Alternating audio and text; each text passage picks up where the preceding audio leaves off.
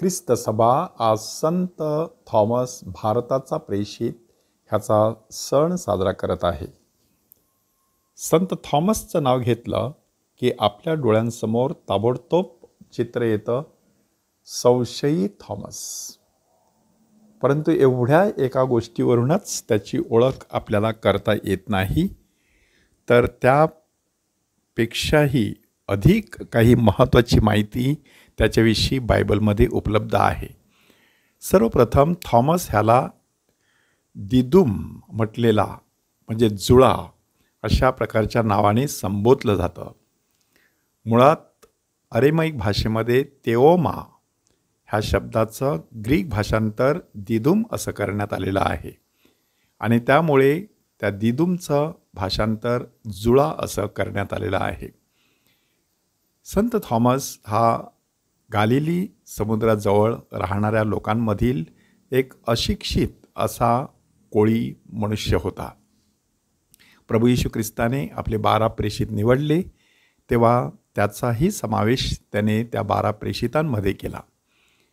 संत थॉमसचं प्रभू येशू ख्रिस्तावरील प्रेम एका महत्त्वाच्या घटनेमध्ये दिसून येते की लाजरसच्या मृत्यूची बातमी येशूच्या कानावर पडलेली आहे आणि आता लाजरस बेथानी इथे जाण्यासाठी निघालेला आहे. परंतु त्या परिसरामध्येच असताना प्रभू येशू ख्रिस्ताला दगडमार करण्यासाठी लोकांनी आपल्या हातात दगड उचललेले होते ह्याची आठवण इतर प्रेषित करून देतात आणि सांगतात, प्रभूजी, तिथे लोक आपल्याला मारायला निघालेले आहेत, तिथे जाऊ नका. परंतु थॉमस मोठ्या धैर्याने सांगतो, आपण तिथे जाऊ आणि त्याच्याबरोबर मरू. ह्यावरून त्याची आपल्या स्वामीवरील निष्ठा आणि तेवढंच धाडस दिसून येतं. प्रभू येशू ख्रिस्ताने सांगितलं की मी तुमच्यासाठी जागा तयार करावयास जात आहे. त्यावेळेला संत थॉमसने प्रश्न विचारला की तुम्ही कुठे जात आहात? आम्हाला ठाऊक नाही, मग आम्हाला मार्ग कसा ठाऊक असणार? आणि त्यावेळेला प्रभू येशू ख्रिस्ताच्या मुखातून एक अत्यंत महत्त्वाचं वाक्य बाहेर पडलं, मार्ग, सत्य आणि जीवन मीच आहे. ह्याच थॉमसने प्रभू येशू ख्रिस्ताच्या पुनरुत्थानावरील विश्वास नाकारलेला होता. इतर सर्व प्रेषितांनी त्याला सांगण्याचा प्रयत्न केला की आम्ही प्रभूला पाहिलं, परंतु केवळ ऐकीव गोष्टीवरून विश्वास ठेवण्यापेक्षा प्रत्यक्ष अनुभवाचा हट्ट किंवा आग्रह त्याने धरला आणि त्याच्या ह्या हट्टामुळे, आग्रहामुळे प्रभू येशू ख्रिस्ताने त्याला दर्शन दिलं.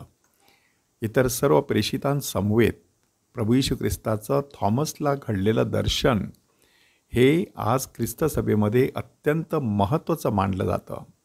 कारण त्यावेळेला त्याने जी श्रद्धा प्रकट केली ती श्रद्धा इतर प्रेषितांपेक्षाही मोठी होती. कारण त्याच्या ह्या श्रद्धेचा प्रवास शंकेने सुरू झालेला. त्याला देखील प्रभू येशू ख्रिस्ताला स्पर्श करायचा होता, आपल्या डोळ्यांनी पाहायचं होतं आणि प्रत्यक्ष जेव्हा प्रभू अवतरला तेव्हा तो ओशाळला आणि त्याच्या मुखातून जे शब्द बाहेर पडले ते अत्यंत महत्त्वाचे शब्द की जे शब्द बऱ्याच ठिकाणी पवित्र मिस्साबलीमध्ये भाकर उंचावल्यानंतर उच्चारले जात असतात, माझा प्रभू, माझा देवा.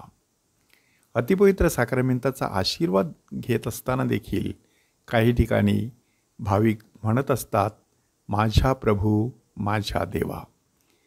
संत थॉमसच्या मुखातून बाहेर पडलेले ते शब्द आज ख्रिस्त सभेमध्ये अजरामर झालेले आहेत. इसवी सन 52 साली संत थॉमस केरळामध्ये आल्याचं सांगितलं जातं.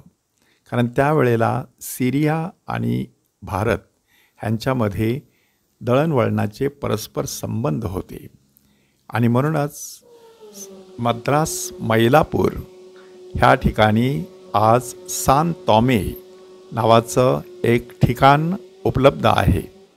त्या ठिकाणी त्याला भाल्याने भोसकून ठार करण्यात आलं असं मानलं जातं. संत थॉमस, भारताचा प्रेषित, आम्हासाठी विनंती कर अशी प्रार्थना करत असतानाच पोप पॉल 6वे ह्यांनी 1972 साली संत थॉमस ह्याला भारताचा प्रेषित म्हणून जाहीर केलं होतं. ही गोष्ट आपल्याला नजरेआड करता येणार नाही. संत थॉमसचा सण साजरा केला जात असताना आज आपण परमेश्वराकडे विशेष कृपा मागूया की हे परमेश्वरा, तुझ्याविषयी कोणत्याही प्रकारचा संशय किंवा शंका मनात न बाळगता आम्हाला तुझ्यावर अगदी मनापासून दृढ अशी श्रद्धा ठेवता यावी, असं कृपादान आम्हाला प्रदान कर. आमेन.